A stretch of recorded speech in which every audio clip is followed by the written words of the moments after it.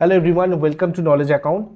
WBCS প্রিলিমসে তোমাদের economic survey আর budget এই দুটো থেকে তোমরা আমাকে বলেছো যে ইম্পর্টেন্ট কোয়েশ্চেনগুলো আরেকবার রিভিশন করে দিতে, তাই এই ক্লাসটা তোমাদের জন্য।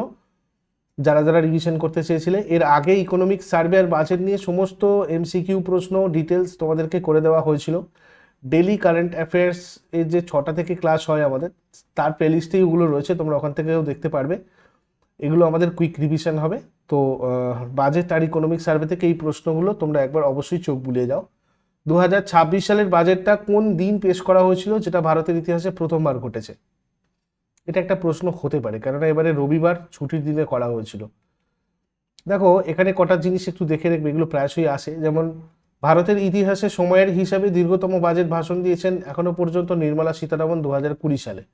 2 ঘন্টা 42 মিনিট লম্বা ছিল সেটা। আর দীর্ঘতম বাজেট ভাষণ শব্দ সংখ্যার দিক থেকে সব থেকে বড় বাজেট ভাষণ দিয়েছিলেন মনমোহন সিং 1991 সালে।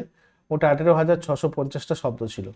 সংক্ষিপ্ততম বাজেট ভাষণ 1977 সালে হিরুভাই এম প্যাটেল করেছিলেন, মাত্র 800 শব্দের মধ্যে। আর সাম্প্রতিক সংক্ষিপ্ত ভাষণ, এটা সাম্প্রতিক সময় 2024 সালে যে অন্তর্বর্তী বাজেট হয়েছিল, সেখানে মাত্র 96 মিনিটে নির্মলা সীতারামন তার ভাষণ শেষ করেছিলেন। এরপর 2026-27 অর্থবর্ষের বাজেটটা কোন দীর্ঘমেয়াদী লক্ষ্যের সাথে সামঞ্জস্য রেখে তৈরি করা হয়েছে? বিকশিত ভারত 2047। 2026-27 বাজেট পেশ করার সময় অর্থমন্ত্রী নির্মলা সীতারামন কোন শাড়ি পরেছিলেন? কাঞ্জিভারম শাড়ি। সেমিকন্ডাক্টর শিল্পের প্রসারে সরকার কোন মিশনের দ্বিতীয় সংস্করণ শুরু করার ঘোষণা দিয়েছে বা করেছে? এই প্রশ্নটা এবারের জন্য খুবই ইম্পর্টেন্ট। ইন্ডিয়া সেমিকন্ডাক্টর মিশন থেকে তোমাদের প্রশ্ন আসতে পারে, প্রিলিমস বা মেন্স যাতেই হোক না কেন। 2026 সালের কেন্দ্রীয় বাজেটের মূল চালিকা শক্তি বা ফোকাস কি? যুব শক্তি। আচ্ছা, তোমরা যারা যারা নতুন রয়েছো, তারা পশ্চিমবঙ্গ পঞ্চায়েত পরীক্ষা এর উইথ মক টেস্ট ব্যাচ এবং WBPSC মিসলিনিয়াসের উইথ মক টেস্ট ব্যাচে জয়েন করতে চাইলে তোমাদের জন্য একটা স্পেশাল অফার রয়েছে। PP10 কুপন কোড ইউজ করলে তোমরা 10% ডিসকাউন্টের পুরো প্রাইসের ওপর পেয়ে যাচ্ছ। এখন এই অফারটা তোমাদের রয়েছে, তোমরা চাইলে এটাতে চটপট যুক্ত হয়ে যেও। আর এই রিলেটেড কোনো কোয়ারিজ থাকলে এই নাম্বারে হোয়াটসঅ্যাপ অথবা কল করে নিও। সবকা সাথ সবকা বিকাশ দৃষ্টিভঙ্গিকে শক্তিশালী করতে বাজেটে কাদের অগ্রাধিকার দেওয়া হয়েছে? দরিদ্র, সুবিধাবঞ্চিত এবং পিছিয়ে পড়া শ্রেণী। নিচের কোনটি বাজেটে উপস্থাপিত 3টি কর্তব্য অন্তর্ভুক্ত নয়?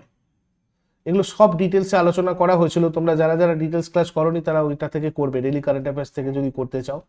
কেননা এটা আমাদের রিভিশন ক্লাস, আমি ডিটেলস আলোচনা করতে গেলে অনেকটা সময়ের ব্যাপার হয়ে যাবে, যেহেতু তোমাদের পরীক্ষা একদম চলে এসেছে দোরগোড়ায়। প্রতিরক্ষা আধুনিকীকরণ হবে এটা। দেখো, এখানে ফার্স্ট কর্তব্য, সেকেন্ড কর্তব্য অ্যান্ড থার্ড কর্তব্য এটা ছিল। স্ক্রিনশট নিয়ে নাও। বাজেট 2026-27 উন্নত ভারত, বিকশিত ভারত এর জন্য কটা স্তম্ভ বা পিলার নির্ধারণ করা হয়েছিল?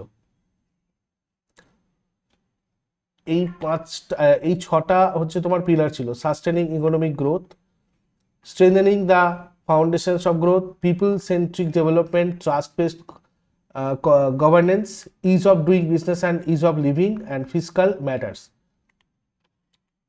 চ্যাম্পিয়ন MSME তৈরির জন্য ইকুইটি সহায়তার অধীনে কোন তহবিল গঠন করা হবে? SME বিকাশ নীতি। ভারত প্রথমবারের মতো কোন বিশ্ব সম্মেলন বা গ্লোবাল সামিট আয়োজন করবে? Global big cat summit. 2026 সালের বাজেটে কতগুলো প্রত্নতাত্ত্বিক স্থানকে অভিজ্ঞতামূলক গন্তব্য হিসাবে গড়ে তোলার কথা বলা হয়েছে? 15টি।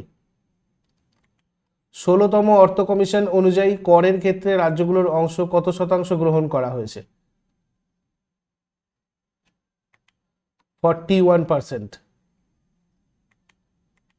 জ্যোতির্বিজ্ঞানকে উৎসাহিত করতে কতগুলো নতুন টেলিস্কোপ স্থাপন করা হবে?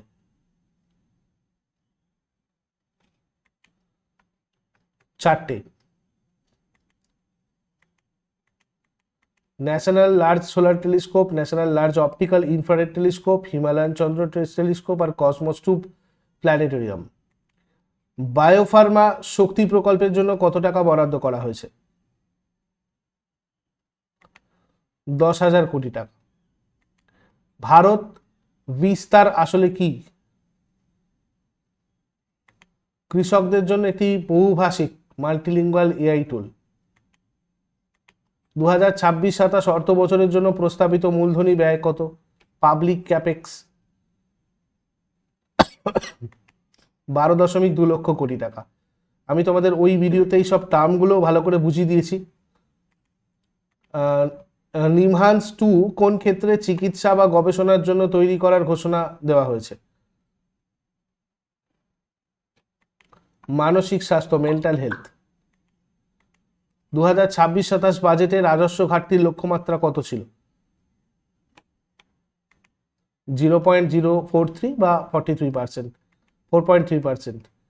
ভারত বিস্তার উদ্যোগটা নিচের কোন বিষয়গুলির সমন্বয়ে গঠিত?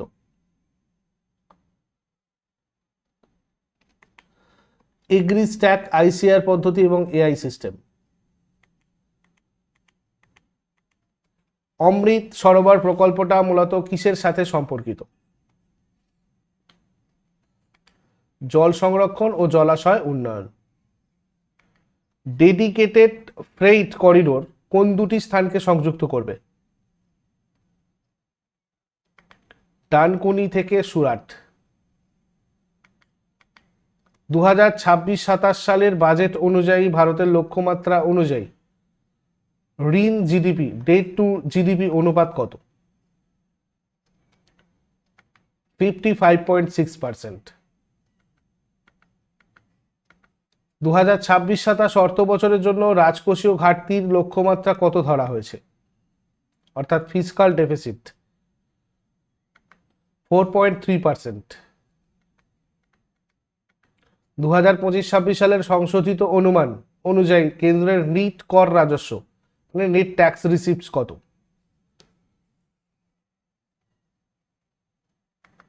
26.7 লক্ষ কোটি টাকা। 2026-27 সালের বাজেটে মোট ব্যয়ের পরিমাণ কত ধরা হয়েছে? 53.5 লক্ষ কোটি টাকা। নতুন আয়কর আইন 2025 কবে থেকে কার্যকর হয়েছে?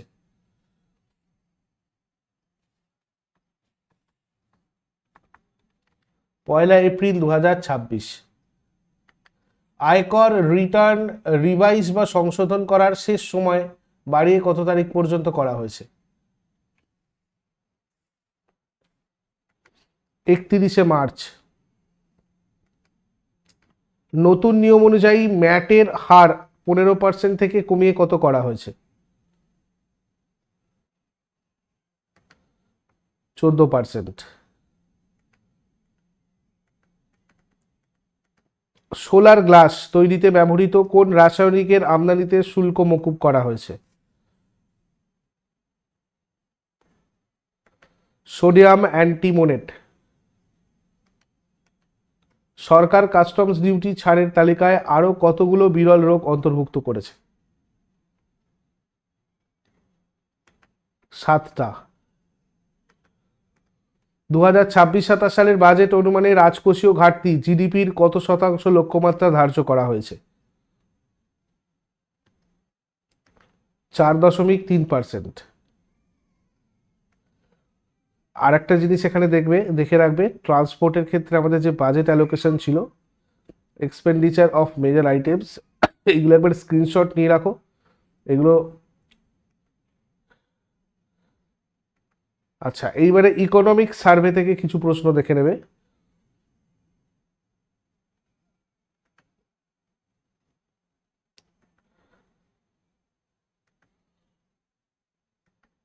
দু 2026 অর্থবর্ষে ভারতের বাস্তব জিডিপি বৃদ্ধির হার কত ধরা হয়েছে? 7.4%। 2026 সালের বাজেট অনুযায়ী ভারতের গ্রস ভ্যালু অ্যাডেড বৃদ্ধির হার কত? 7.3%। ভারতীয় অর্থনীতির কোন ক্ষেত্রটি বা সেক্টর ভারতের প্রবৃদ্ধির প্রধান ইঞ্জিন হিসাবে পরিচিত? পরিষেবা খাত। 2025-26 সালে মাথাপিছু নেট জাতীয় আয় কত দেখানো হয়েছে? 2.20 লক্ষ টাকা। 2025-26 অর্থ বছরের জন্য জিডিপি বৃদ্ধির হার কত দেখানো হয়েছে? 6.8 to 7.2%। 2024-25 সালে কৃষি, পশুপালন, বন আর মৎস্য খাতে বৃদ্ধির হার কত?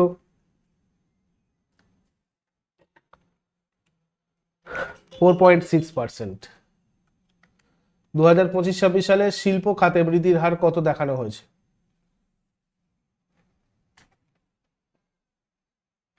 6.2%। 2025-26 সালে পরিষেবা খাতে বৃদ্ধির হার কত? 9.1%।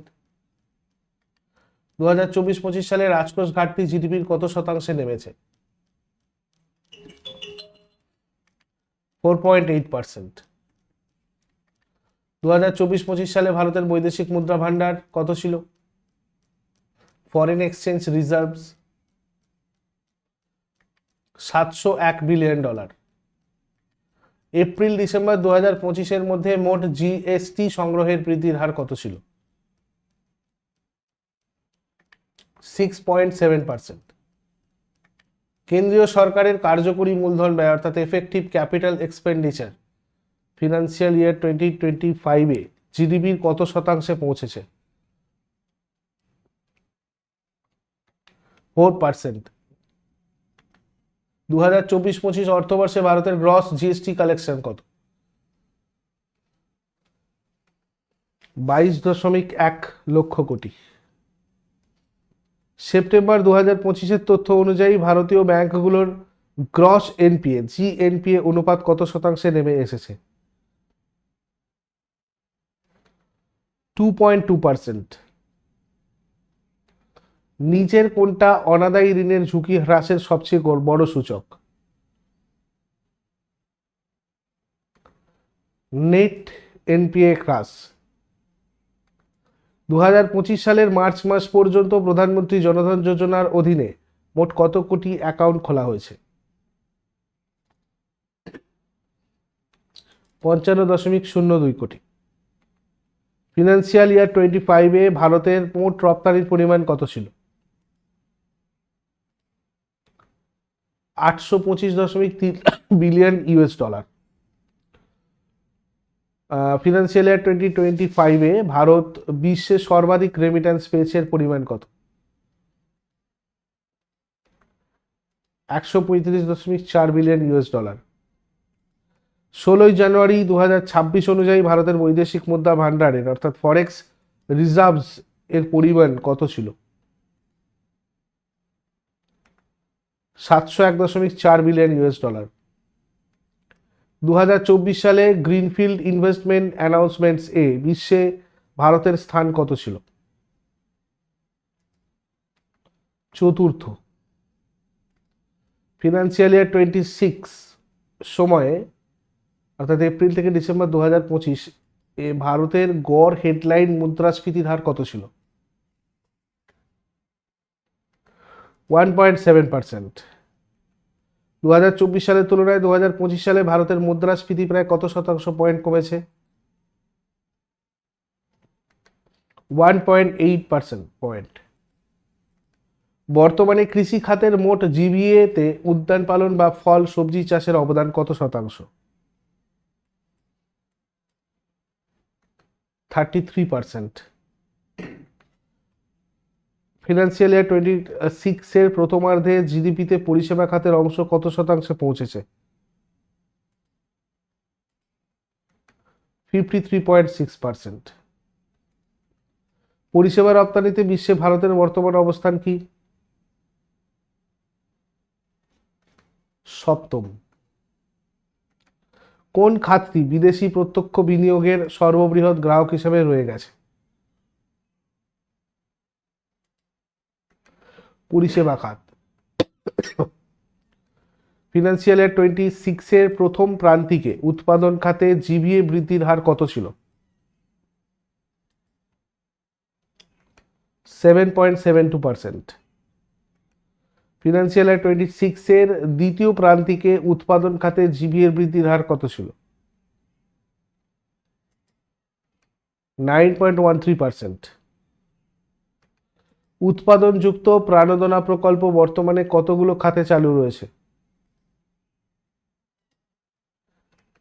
14টি।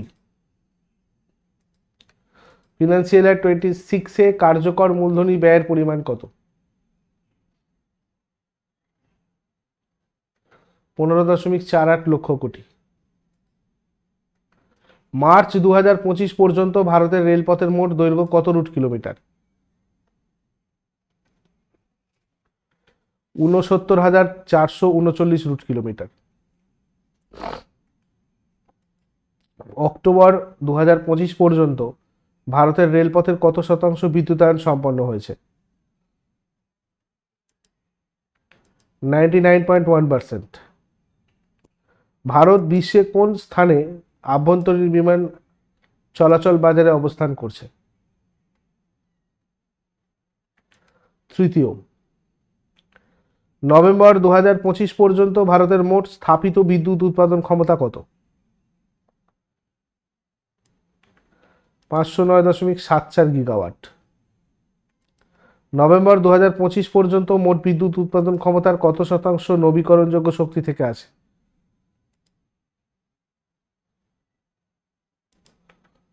49.83%। মোট নবীকরণযোগ্য শক্তি ও স্থাপিত সৌরশক্তির ক্ষেত্রে ভারত বিশ্বে কোন স্থানে রয়েছে?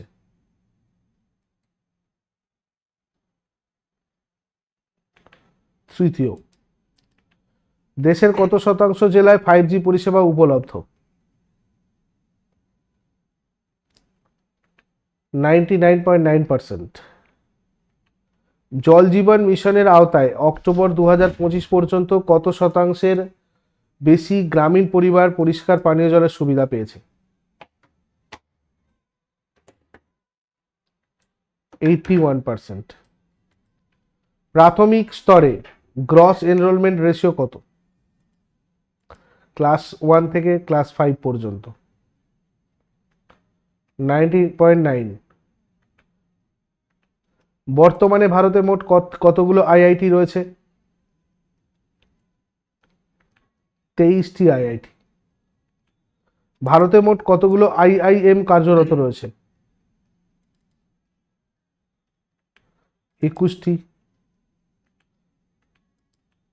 ভারতের আন্তর্জাতিক আইআইটি ক্যাম্পাস কোথায় স্থাপিত হয়েছে?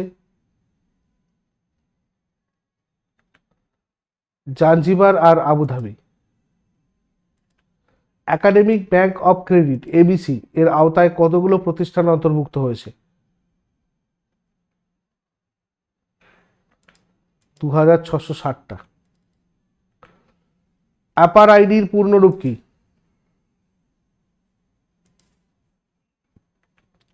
Automated permanent academic account registry. অনূর্ধ্ব 5 বছর বয়সী শিশু মৃত্যুর হার কত শতাংশ কমেছে? 78%। নবজাতক মৃত্যুর হার কত শতাংশ হ্রাস পেয়েছে? 70%। FY 24 সালে মানে 2024 সালে সংগঠিত উৎপাদন খাতে কর্মসংস্থান কত শতাংশ বৃদ্ধি পেয়েছে? 2023-24 আর্থিক বর্ষে হিসেব মতো 6%। স্বামিতা স্কিমের মূল উদ্দেশ্য কি? ড্রোনের মাধ্যমে জমির মালিকানা নির্ধারণ। নমো দিদি ড্রোন নমো দিদি প্রকল্পের মূল লক্ষ্য কারা? নমো ড্রোন দিদি প্রকল্পের স্বনির্ভর গোষ্ঠীর গ্রামীণ মহিলা। নমো ভারত প্রকল্পের প্রধান উদ্দেশ্য কোনটা? গ্রামীণ বিদ্যুৎ সংযোগ। এই প্রশ্নগুলো ভালো করে দেখে যাও। নেক্সট ক্লাসে আবার সবার সাথে কথা হবে। Wish you all the best. Thank you so much.